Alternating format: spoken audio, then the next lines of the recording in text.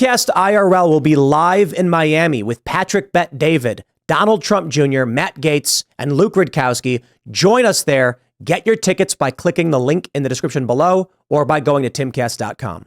We got this story for the post-millennial. Biden thanks DeSantis for saying Trump is to blame for inflation. DeSantis gains little from bashing the frontrunner for the Republican nomination. Biden gains everything. So we saw this last night. It's an article by Libby Emmons. That's right. I had fun writing Why this don't one. you talk? I had fun writing this one. I said it all in the article. Yeah, so Jack Sobek and I were talking about this morning because he put out this tweet, and he was the one who showed me that Biden sharing this clip of DeSantis last night at the debate. Biden using basically what DeSantis said as a campaign ad. So you have DeSantis go out there. He's bashing Trump. Trump should be here on the stage.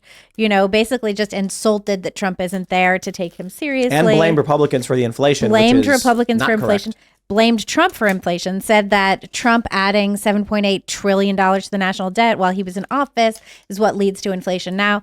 Well, you know, when Trump left office, inflation was at 1.4%. By December 2022, it was, I think, at 6.5.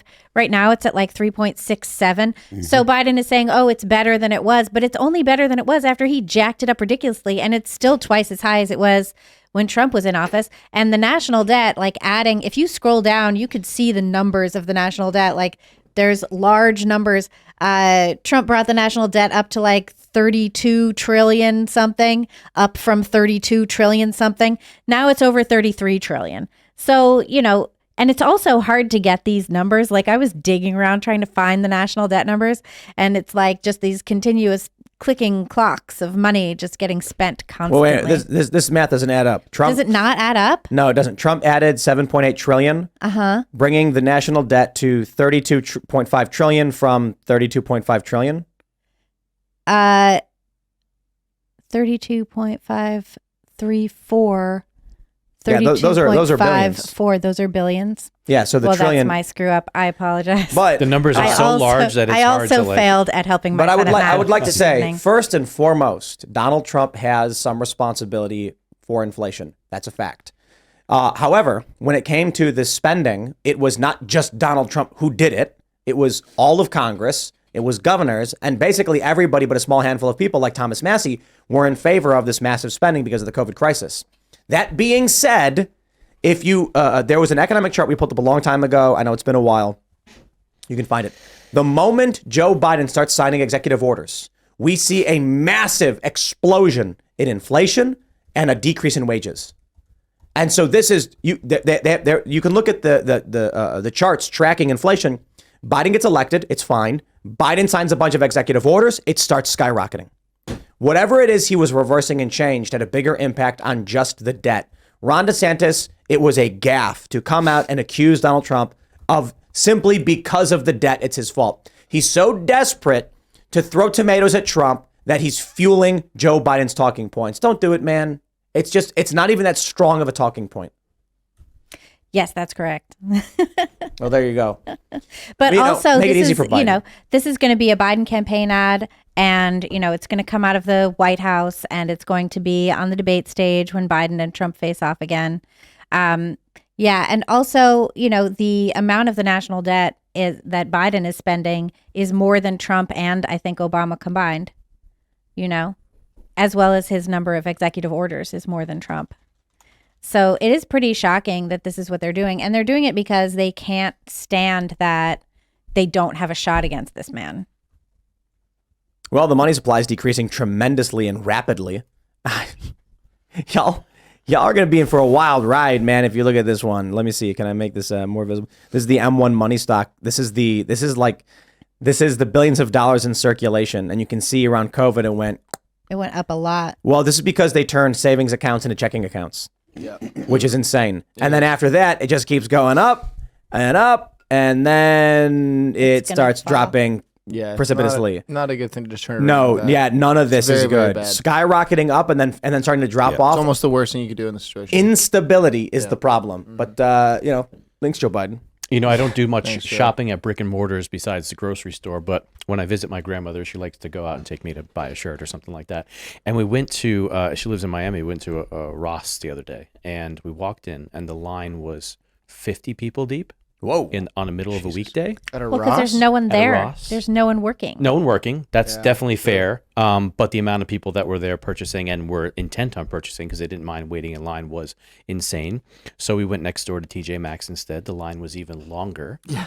And so we said, not even going to deal with it. We'll go to the mall tomorrow. And so we did. And the mall was just packed with people buying stuff. And she said, and she's very intuitive about this stuff. She said, everybody's using credit cards. I said, absolutely. Yep. And people are shopping like drunken sailors, even though there's just no way that they're, funding this in a manner that is sustainable for them or for the economy. I mean, it's what American credit card debt just passed $1 trillion for the first time like last month, right? Yeah, it's really bad. I don't see how Biden wins. The economy is in a weird place.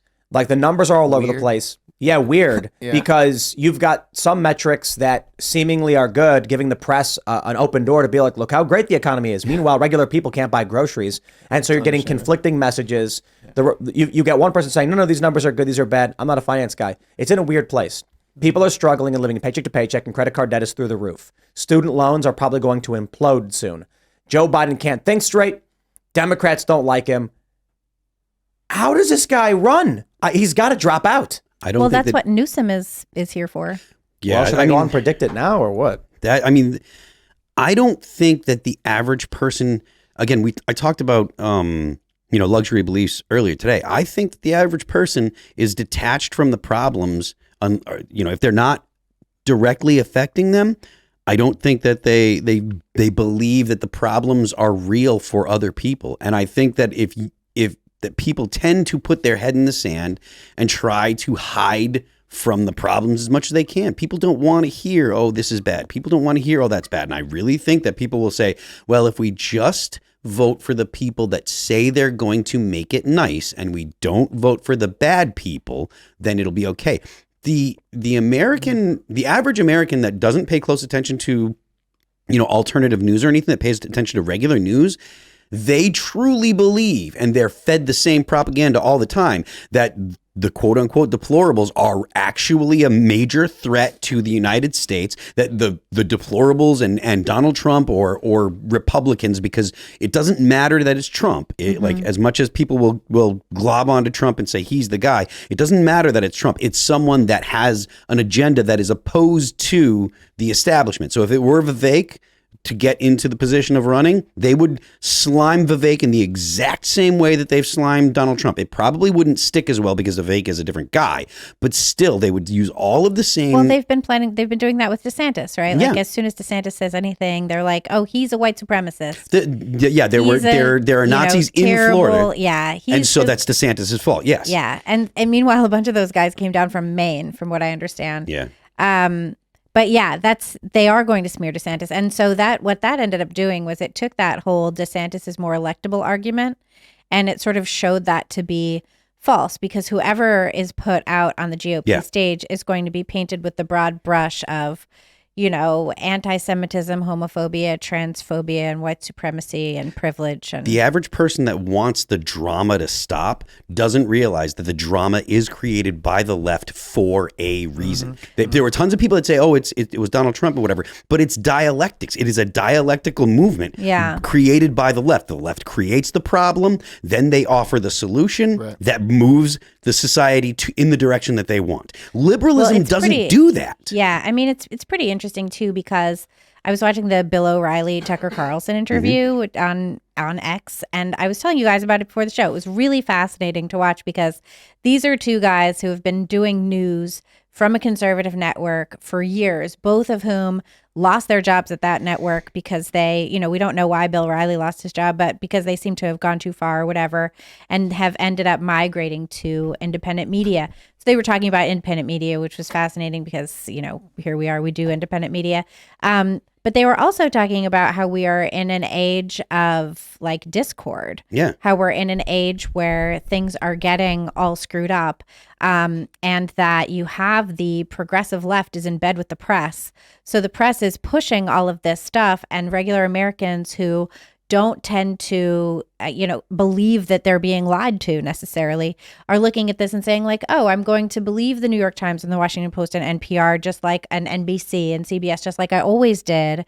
And suddenly these things are actually not telling you the truth. I was on a BBC radio show the other day and we were talking about free speech and freedom of the press. And it was like, as regards Russell Brand, because they're super obsessed with Russell Brand in the UK, and I'm just super obsessed with free speech. And so we were talking about it, and they were like, it's so important. We were talking about how that group of MPs, who they were very clear to tell me was not the British government. I was like, it's a group of MPs. Yeah. Like, they're MPs. They're in your parliament, right? Like, if they're in your parliament, that's the government. Like, that is the government. Like, it doesn't have to be Rishi Sunak necessarily, like, going out there and doing it. So we were talking about the letter that got written to streaming platforms to say, hey, are you going to demonetize Russell Brand just like YouTube did? And they were saying, oh, their argument is that they weren't telling them to demonetize. And it's like, oh, sure. Honey, would you like to wipe the chocolate off of your face, or do you want to just leave it there? It's like, oh, Mom, I'm going to wipe it off my face, Yeah. So it's very clear that I think they were telling them to demonetize Russell Brand and to start violating free speech norms. But what the other journalists were telling me, these British journalists, were that someone needs to be in charge. Someone needs to determine what's misinformation. And I was like, who should be in charge? You guys? Should you guys be in charge? Because as soon as like someone who disagrees with you is in charge, they're going to start saying that everything you believe is true is fake. So you're not, first of all, you're not thinking long term here. Second of all, it's just this incessant belief in the expert class. Yep. Of people who went to the right schools, and the right schools have beclowned themselves and don't even have, are not even worth the degrees that they're giving out anymore. So I think there really needs to be sort of a cultural awakening, and people need to realize that the press is in bed with the progressive left. They're telling you what they want you to think so that they can continue to destroy society and try and remake it in some different way. I'm going to mention it again. The Smith-Mundt Modernization Act of 2012 made it legal for the federal government, the United States federal government, to produce propaganda for dissemination in the United States.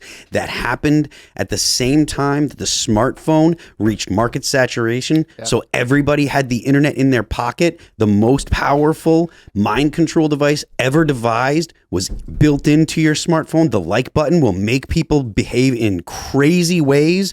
Everybody that listens to the mainstream media, the corporate media, and gets their news from it, you are all being propagandized. Thanks for watching this clip from the Timcast IRL podcast. Hang out with us live Monday through Friday at 8 p.m. and become a member over at timcast.com for uncensored, members-only shows exclusive. Thanks for hanging out, and we'll see you all next time.